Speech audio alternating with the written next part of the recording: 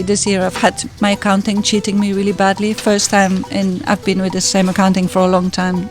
What is it like as a Western woman with a Thai man? And previously in Belgium, what work were you in? What were you doing there in your previous life? A Thai guy sort of expects the same from his wife, and I'm not gonna do his laundry. Not the plan. No, I hope I drop dead on the island.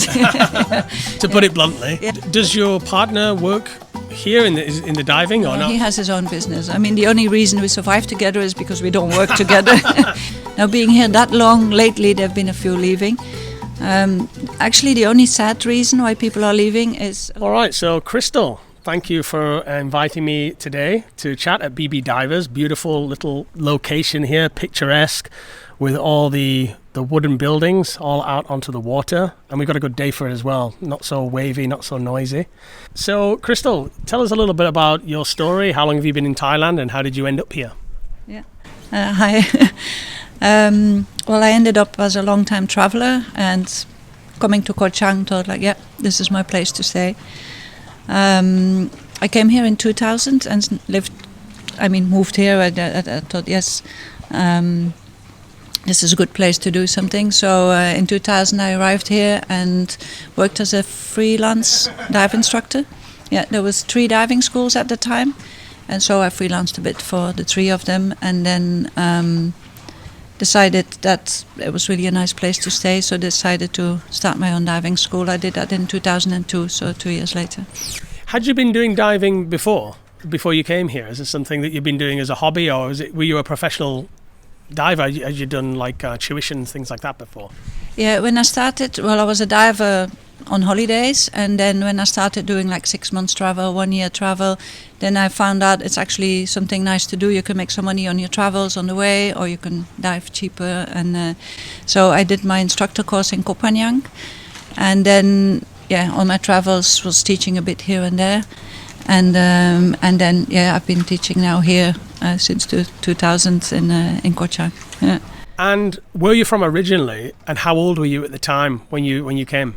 Yeah, so I'm Belgium, Flemish Belgium, and I'm now 62. In 2000 I was 25 years younger, right? yeah. But yeah, a good time to have a change in life and do something else. It actually was never my plan to do a diving school. I was going to do a small hotel.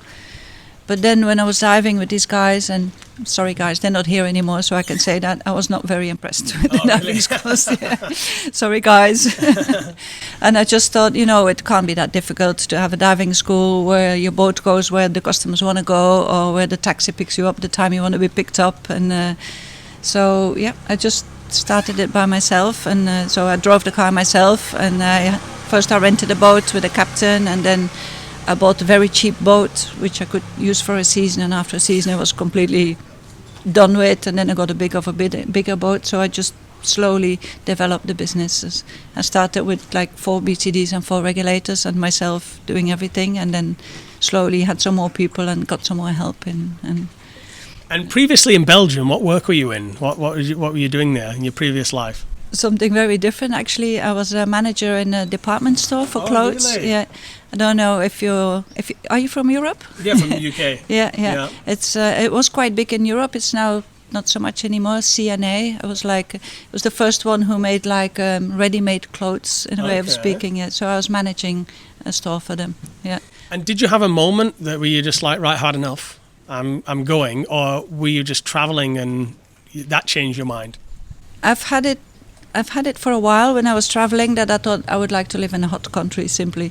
I mean, I love Belgium. I mean, the food is great. My life there was good. It's not like I was running away from something.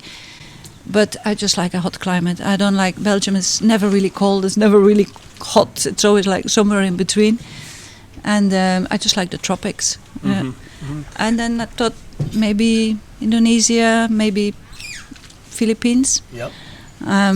But Thailand is just nice to live. I love the culture, I like the food, I like the mentality, and it's still comfortable enough to have a life and have your Western things that you like. So yeah, I think it's the perfect place to. And at the time, I'm assuming you weren't married, so you had no commitments there, or? No, I wasn't. I'd been in a relationship quite long, which had broken off a few years before the time. And then when I started traveling, actually really like being by myself. It's like, at first, I guess everybody's been there. At first, when you break up, you think, oh, fuck, what am I going to do by myself? But then as a woman traveling alone, it's just so nice. It's so easy, and you can do what you want. And so actually, when I arrived here and I settled here, because this is the first house I lived. When I bought this, it was like my house. Mm-hmm. And then, and the shop. And then slowly I moved myself out because we needed more shop. But I was single and happy. And, of course, being single and happy also attracts some men. So I had some local Thai guy actually chasing after me. And I always told him, like, no, I've had enough with the relationship. I'm fine. But he was very persistent. And even I had some friends here who had a Thai boyfriend. And it's quite difficult with the culture difference. Thai culture, the men are still more macho and the woman is more housewife, traditionally. So I said no, but we've been together now still, so it did work out unexpectedly. I have a Thai boyfriend and we never married, but we've been together now almost 22 years. Oh, really? Yeah. So nearly since the start of the Koh Chang adventure. Yeah. My no was not so persistent in the end.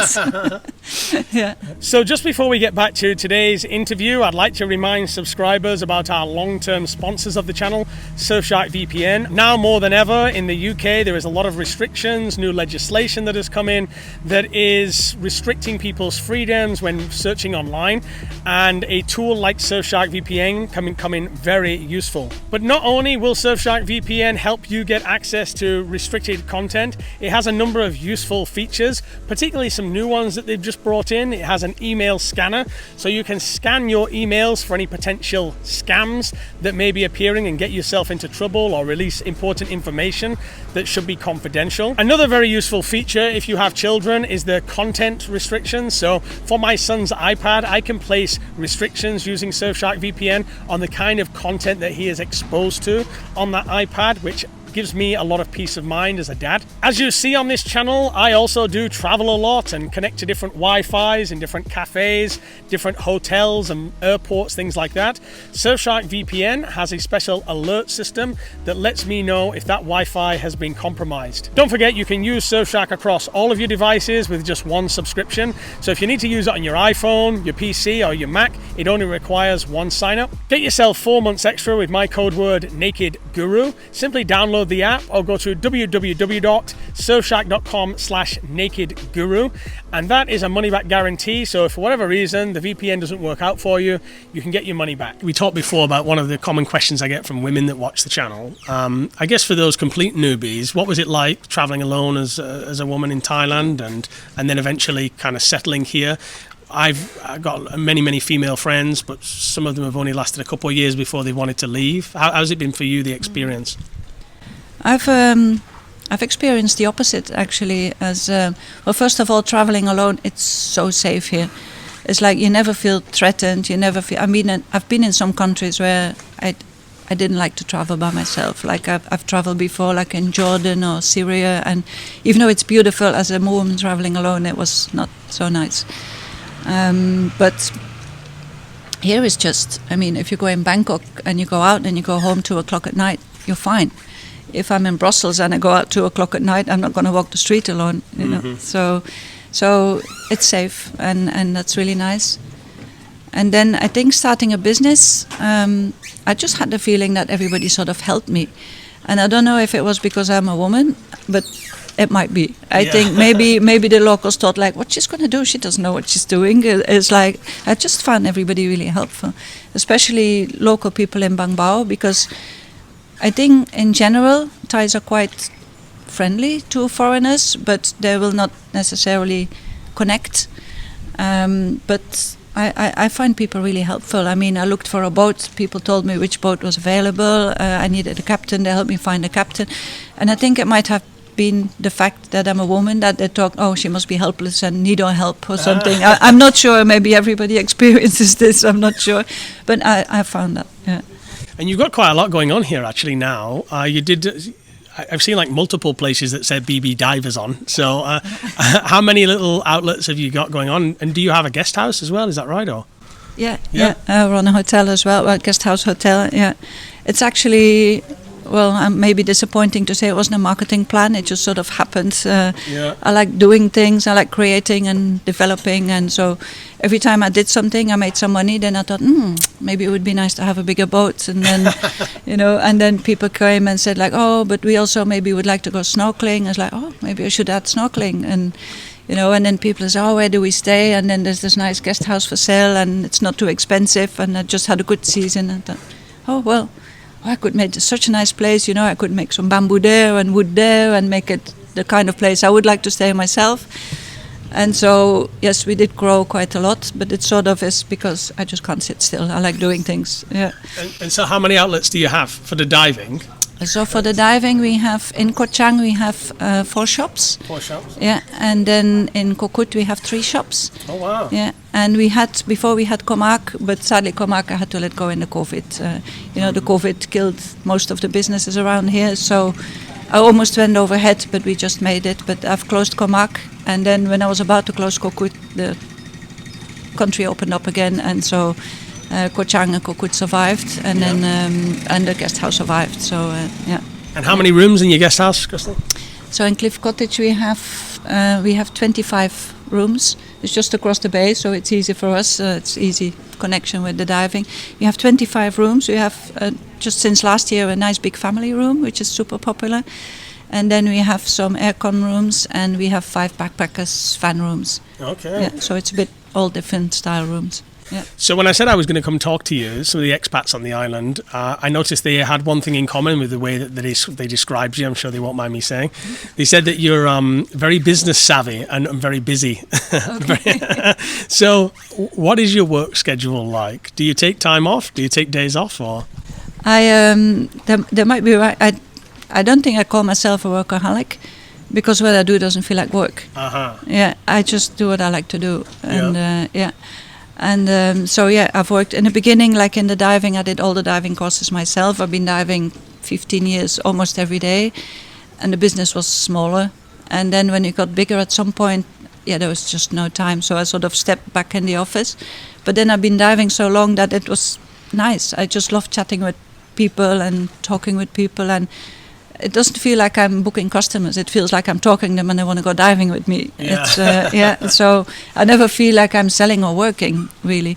But at some point, I must say, like 3 years ago, it got too much. We kept expanding, and at some point you go from a business to suddenly like a bigger business, and we had some accounting crisis and all that, because I never had a proper accounting, because I never did it to make money. I always did it because I like to do it. So we had a bit of an accounting crisis and stuff. So I finally got a manager in, which is great. But then, I just like doing this, because with the manager I could just step back and say like, enjoy and take care of my customers. But I just like doing this, so I keep working. So it's not work for you. It's not work for me. I just like being here. Like now I come every morning just to see the people on the boat and to talk with them. But I don't have to be here in the morning. I mean, if I stay in my bed to 10 o'clock, I can do that. But I don't like it. I like being here. And then when people's checked out here, everything's done and quiet. And then I like to go to Cliff Cottage and talk to my customers there and be there. Yeah. And does your partner work here in the diving, or not? He has his own business. I mean, the only reason we survive together is because we don't work together. There is no way I could work with him. There's no way I could have him in my business, or really? Or the other way around. Like I say, he's Thai. He has a good business actually, but he had to sell it because he has health problems. Okay. Yeah, so he sold it 2 years ago now. It was in fishing, or something? No, he was. He actually started one of the first connections between Koh Chang, Koh Mak, and Koh Kout. Okay. Yeah, so many years ago, actually, in the beginning when I met him. He was working on a boat, which was at the time the Island Hopper, was the only boat doing Koh Mak, Koh Kout. Okay. He was captain on that boat, but he fell out with the owner, who also has a bit of a reputation on the island in different directions. But he fell out with the owner, and he said, you know what, I'm going to start my own business. And he went to get the loan. Like the Thai government, each year they give out loans for people who want to start something. So he took a 50,000 baht loan. He bought a small boat, and he started Koh Mak, Koh Kout. And I think about 5-6 years later, he had like 10 speedboats and 3 wooden boats, and so he was Bang Bao boat. It was like quite a big the biggest transfer company between the islands. Yep. Yeah, but then he got sick. He ended up in hospital a long time, and he just didn't have any power, and he sold the business, and now it's been taken over by Kokut Express. Is he feeling better now? Is he okay? He's still struggling. Yeah, he's still struggling. Yeah, he's struggling physically and mentally. It's a bit difficult at the moment. Yeah. Now, you've been on the island for 25 years. A few people I've spoken to, this is a long time. This is a very long time to be in one location as well. Usually people that come, you move. For me, I've been to Hoi Hin and Phuket and all over. But to be on the island so long, what is the most dramatic change that you've seen? How have you seen things change over the years? And for you, has it been for the good, for the worse, or for the good? Well, of course, some developments you don't agree with, I think.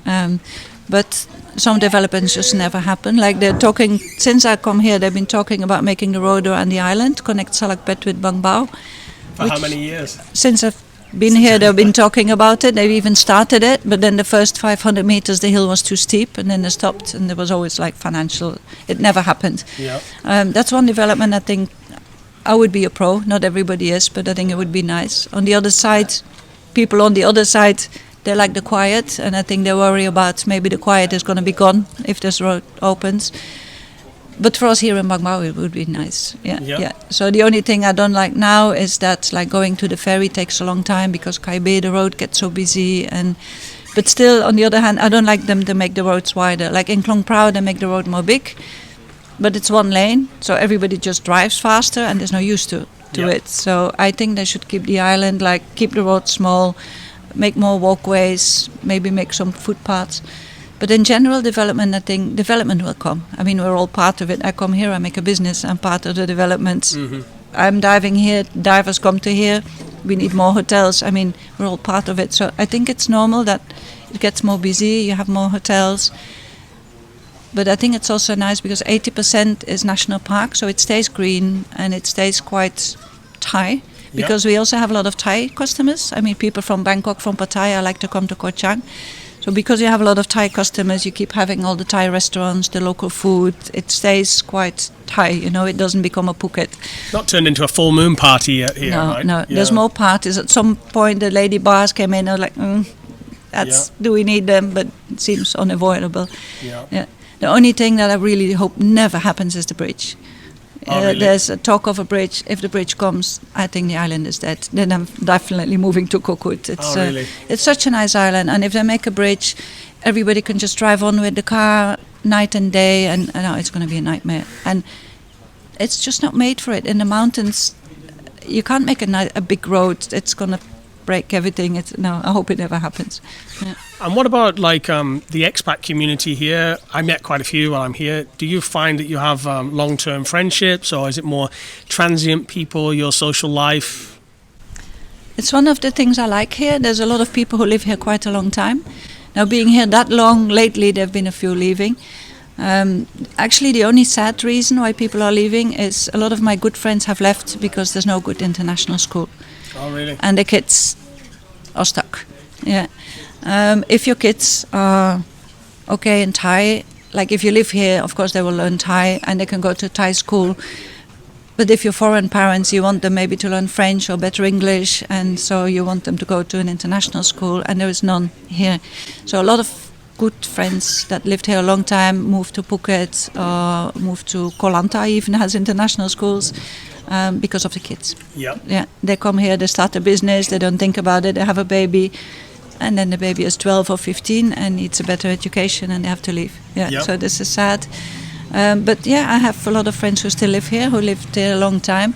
There's a lot of new people, some you meet and you make friends with. And a lot of people come back to Koh Chang, which is also one of the reasons I like it here. Like a lot of people who travel here, they like it. The next year they come back, they stay a month. The next year they come back, maybe they stay 2 months. So we have a lot of regulars who become friends, which is different. In some islands, like when I worked in Koh Phangan, it's come and go. But here quite a lot of people return, which is also nice.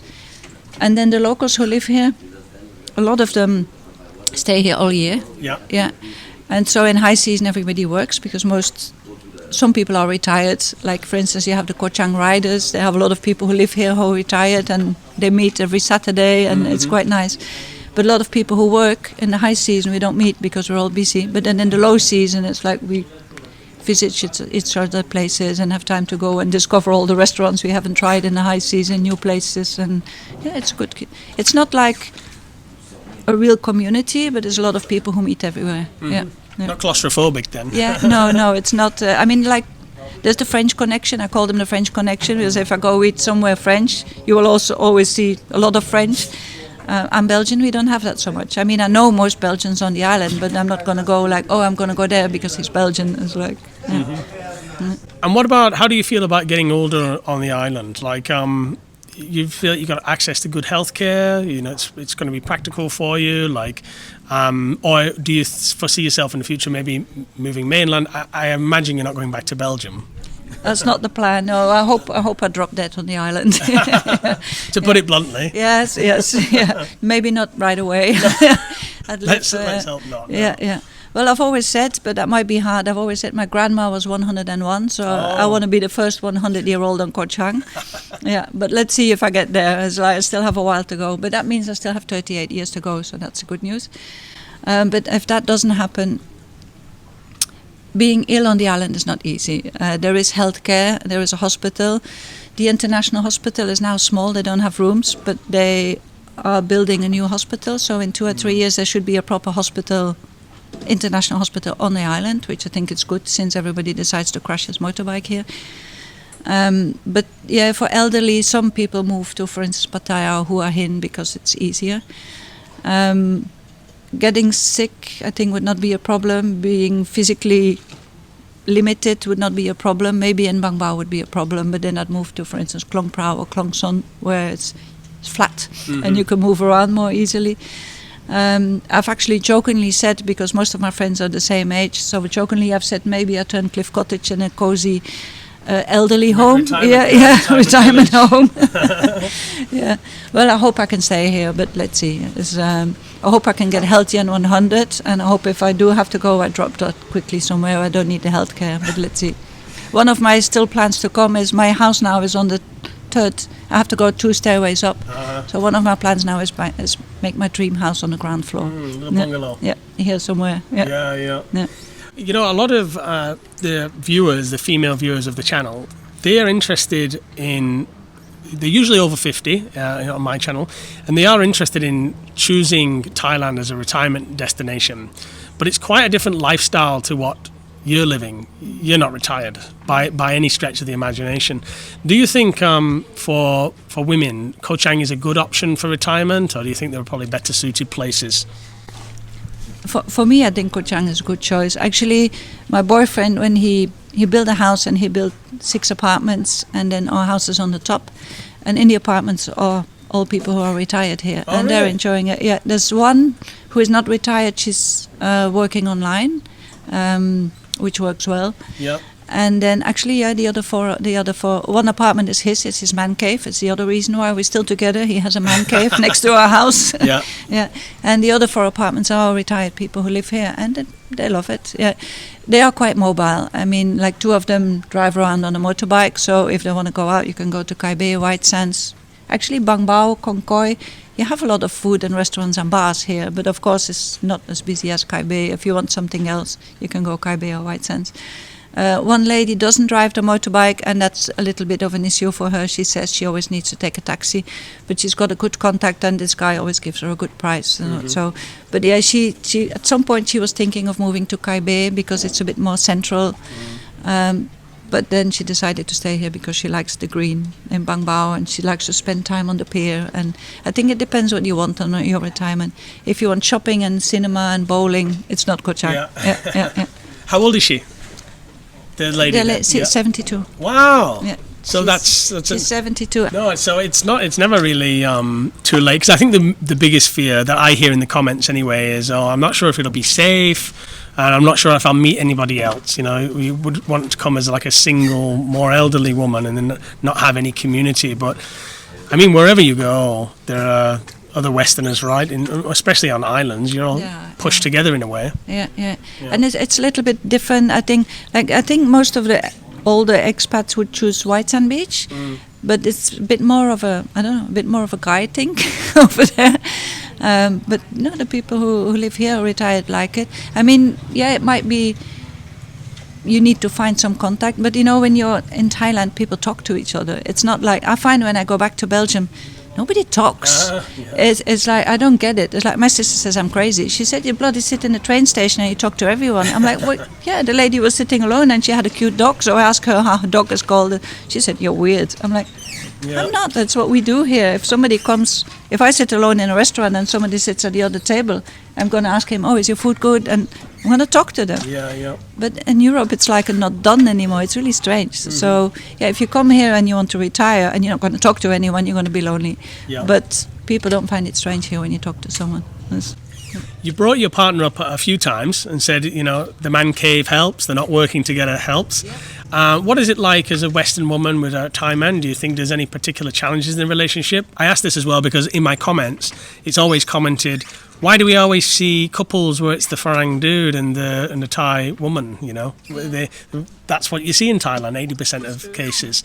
In your case, is there anything of distinction that you might share with us? Or I think it's the reason it's this way is because of the cultural difference. Like I say, in the Thai culture, Thai women used to be. It's also changing, right? But traditionally, and I think in villages and everything, it's still like that. If a Thai lady can find a man who can provide for her and give her a nice life, and she will take care of him. Everybody's happy. But the other way, it's not the same. A Thai guy sort of expects the same from his wife, and I'm not gonna do his laundry. I'll send it to the laundry, but I'm not gonna do his laundry. I'm working myself. So yeah, that is a bit of an issue. But well, Jure, my boyfriend, clearly got used to it. But what I find super difficult, because I did kick him out a few times in the beginning, so what I find difficult is it's very difficult to have a discussion. You know, also the Thai way to keep face is like, if something doesn't agree with you, you're just not going to say. You're just going to walk away. And we don't do that. So Jure had a problem with me saying things, and I had a problem with him not saying things. And in the end, we didn't solve it. We just got used to it. You learn to live with it. Yeah. You kind of manage it because it's so deeply ingrained into the nature of the being, right? Yeah, it's something in the beginning I found really hard, because I honestly never have a discussion with my boyfriend. I can't have, like, if I say something, there's something on the news. Like last I was watching the news, and I don't know why, but everybody now need to have 20 facelifts to be on the news. And you watch this person talking and nothing is moving, and it just freaks me out. And I said to her, it's like, why all this Thai newry? This Thai people are so beautiful. Why they all need a nose change? And he's like, and there's no discussion, you know. It's like, yeah, that's the end of it. And in the beginning, I found that really hard. I sometimes just exploded, like, just say what you think, but it's not happening. And in the end, I sort of got used to it. Yeah. I've learned Thai. I speak quite good Thai. I will never speak it 100%. So yeah, you speak already in a different language, and there's of course also the families are different, you know, the relationships with the families are different. Yeah, there's a lot of things different, and I think that's the reason why there's not so many couples where you have a Falang wife and a Thai husband. But it can work. It's just adjusting. But I think you need to adjust in every relationship, right? So it's worldwide, isn't it? And what do you love about him? What do I love about him? Actually, what I love about him is that he's a very, very kind and very honest, and very loyal, as you say. Yeah. But he's very strong-minded, which I hate about him and I love about him. I like people who have their own way and they just go their own way. But he will never really show it. I mean, like recently he was in hospital again, and he got flowers from someone, and then I came there and he gave me a flower and he said, I love you, which he almost never says. Well, the flower is still dried in my car because it's honestly the first flower I got of him ever. 25. Yeah. He's the kind, he's not going to remember birthdays. He's not even remembering his own birthday, but there's little things in another way. Yeah. Mm-hmm. Yeah. Do you think that in your relationship, caring is shown in another way? In mine particularly, I come to understand my wife does things. She cares through what she does day to day with the kids or with what she's doing. Do you find that being with, not married to, because I know you're not married, but with a Thai man, I think caring is shown differently? Or yeah, I think it's shown in a different way. Sort of, adjusting things. Like for instance, Ture, my boyfriend, his business only runs in high season. So when he was still operating, low season, he went fishing because originally he's a Bangbao fishing man. So he went fishing. So he comes home every day with 50 kilo of shrimp or something, which he's selling, and then he keeps 1 kilo. Now everybody, if you live in Bangkok, you think like, oh, fresh shrimp every day, and I'm like, oh, Ture, I can't cook any shrimp. I'm tired of peeling shrimp. I'm not peeling shrimp. And then I just said it once, and then he came home after fishing all day. He's peeling the shrimp and he's cooking the shrimp, and he'll show it in a different way. He do things. Yep. Yeah. It's not flowers, but I get nice shrimp, fresh from the sea and cooked for me. Like a shrimp. Yeah. And so you've spent not only 25 years diving and diving instruction, but you've probably met thousands and thousands of people throughout that time that have come through here. What would you say was your biggest lessons that you learned from living on the island, or meeting so many people in your life here, the lifestyle that you've chosen here? What would you say is something that you may have learned along the way, or what's important to you? Okay. Well, or is it too existential, too philosophical? I'm not sure. Well, the first thing I learned is that I have a really bad memory, because so many people say, hi Kristel, hi Kristel. I just say hi to everybody now because I really don't remember them. But not everybody, of course. A lot of people come back. But I don't know. I would just say, like you say, some people maybe think of me as somebody working very hard and maybe being a workaholic. But I would just say, do what you like to do and your life will be good, because it's like I will never regret I did this, and I will never regret if I go on doing this. And this is what I often find. People come and it's like, oh, your life is so beautiful. I'm like, yeah, but in Belgium I work 36 hours. 36 hours. I think now I do how many hours you have in a week, I don't know, but I did 3-4 times that, but I never felt like working.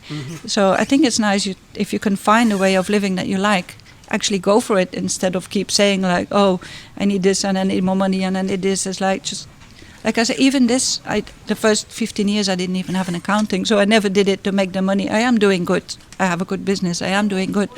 I have never known how much money I make. It comes in, I invest it or I spend it, and I go on. It's not all about having things, and it's about doing something you like. And do you think your life in the supermarket, not in the supermarket, in the outlet that you work for, was that a motivating factor behind, wanting to make it work in Thailand, to not go back to that, or was that just a life you kind of cut away from? I'm starting anew. And no, I liked it. Oh, you liked it? No, I liked it. Yeah. I had a good time. I was actually trained in the company, because when I went there, I was in university and I took a holiday job there, and I liked it. And in university, I wasn't sure if I was going to go on or not. I just did the first year, and then I started working there, and I actually had in-training in the house, so they trained me up to manager. And I've always liked the work. It's also quite social. You also have a lot of people around you, and I've learned a lot. I've really learned a lot there about managing. They're really good in people management. They are training you really well in communication, and so you weren't escaping. You were just starting something new. I just started traveling, and I really like traveling, and I just like to live in a tropical country. I really hate the cold. I mean, like now we have a 3-day winter. It's 23 degrees, and look, I've got a big sweater there. I took it off for the video, so it looks a bit tropical. It is a little bit cold, yeah, and windy. Yeah. No, I never run away. I liked it there, and with what I've learned, it of course helped me to start a business and run the business. Because they also gave me marketing insight and sales training. But I never run away from it. So no, I had a good life in Belgium too. Yeah. And was there a time that you nearly gave it all up? Like when it was too stressful and you thought, no, this isn't going to work and I'm leaving? Or did you just persevere through and it was all smooth sailing? No, there's always problems. There's problems every day. One of the things I learned in Thailand is to be able to just put your problems there. It's of course you have to handle them, but I find Thai in general are super good in handling problems. I mean, if your boat is broken, they'll fix it. Yeah. If you build a house, maybe it's going to take 5 months instead of a month, but the house will be there. And they're really good in solving problems, and probably also because they're also really good in creating them, because they're less forward in managing a coming problem. Like yes. My boat is lying here, they might very well need a change of o-ring or something. they will usually wait until the O-ring is broken, in a way of speaking. Yeah. It's not always good, but I've learned also waiting and patience. And what I've learned is, like I said, there is many problems actually. This year I've had many. I've had my accounting cheating me really badly. I've been with the same accounting for a long time. First time in a long time, which something happened to me that cost me a lot of money. And some people say, how you sleep at night? I'm like, well, it's not going to get better if I don't sleep. And that's something I learned here. It's like the problem is there, and then you have to handle it and you go on. And I'm not going to stop drinking my glass of wine in the evening, or I'm not going to stay awake, or I'm not going to spend less money on my 25 rescue cats because I have a financial somebody cheating me. I have to pay it, so there's no use worrying about it. So of course I wouldn't prefer it wouldn't have happened, but it happened. Yeah. And there's not much I can do about it. Yeah, the Thais are good at kind of separating the problem, and then also in fixing the problem, doing it with a smile instead of a groan too, right? Yeah. The attitude is complete. I saw a guy on the way here, quick story, when we were crossing the road, and he was doing the zebra crossing, and he was so happy, like beaming, shining. I said to my dad, who's with me on the island, I said, look at that guy, how happy he is just doing that in the blistering sun all day.